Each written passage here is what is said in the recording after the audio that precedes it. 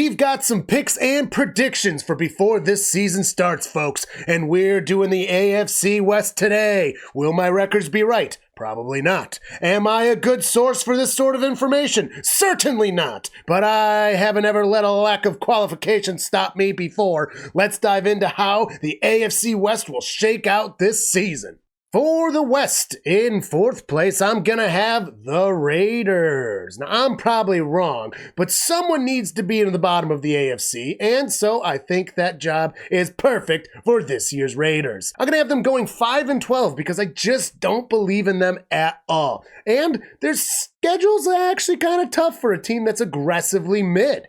I mean, they've got Minshew as a quarterback who's okay. Their head coach is Antonio Pierce, and I know absolutely nothing about him. And they've got the good Carlson for their kickers, so they should be getting some points there. But really, other than Crosby and Devontae Adams, the roster just doesn't really look that impressive. So, yep, I got them for 5-12. The Broncos this year, I'm going to have in second to last place.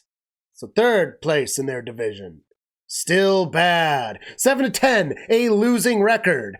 And I only think they're going to get this because I think they'll be able to take a couple divisional games and fuck the Steelers. Never count a coach like Peyton out of the conversation. He's got a year under his belt, and he made sure to pay his problem away in Wilson. And then picked up a different Wilson for cheap after. The team would have been better sans Wilson, I think, but I guess everything looks a little bit better in the discount bin. Bo Nix will have a lot to prove this year, and as it goes with rookies in the first season, they usually need a little time to ferment. And if Nix can stand out, I think my prediction might be a little wrong, especially with Peyton coaching him. I'm basing this mostly on the QB situation. I think Bo Nix will be doing fine long term, but it's his first season. So 7-10 for the Broncos. Flip that record around, and we got 10-7 for the Chargers, being second in the West. I think they have the right pieces with Harbaugh, and that they just put them together. Though they do have some tough teams in the AFC North and the Chiefs twice, I think they have a pretty agreeable schedule with what the team brings to the table.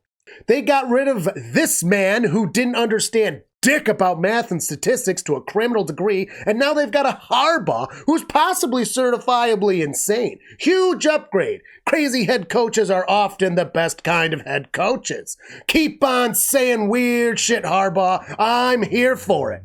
Herbert was hurt and missed some practice, but he is good now. He's got experience. He's got some seasons under his belt, so I think he's going to bounce back just fine, as we've seen with plenty of other quarterbacks that get injured really early and are good to play for the beginning of the season.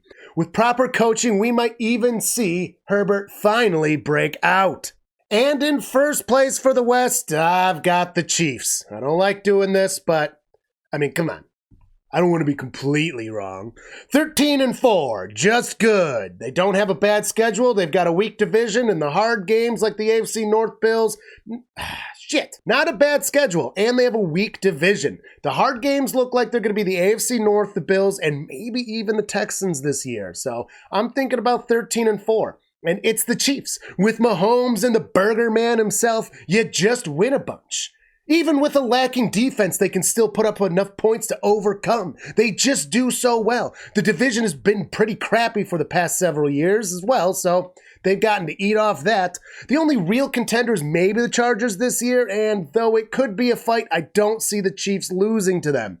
By week 10, the fans will be acting like they're underdogs, and just because people are sick about talking about the Chiefs, then they'll do really well and try to be like, oh, you counted us out. No, the fuck we didn't. You just can't handle not being talked about constantly. But yeah, the power of insurance, burgers, and Taylor Swift will get them comfortably into the playoffs. The only thing that can probably stop them is an injury. Let's say an injury to Kelsey in the form of a broken heart. But really, I don't wish injury on anyone. Let's just hope the Chargers can actually give them a run for their money and get their shit together. Oh, jeepers. All right, you survived this idiot's take on the West for this season. Pat yourself on the back, you've done good, kid. And even if you gained nothing from this, or maybe you're leaving dumber than before, you can still rest assured that you watched a video. Go ahead and subscribe now. Okay, bye.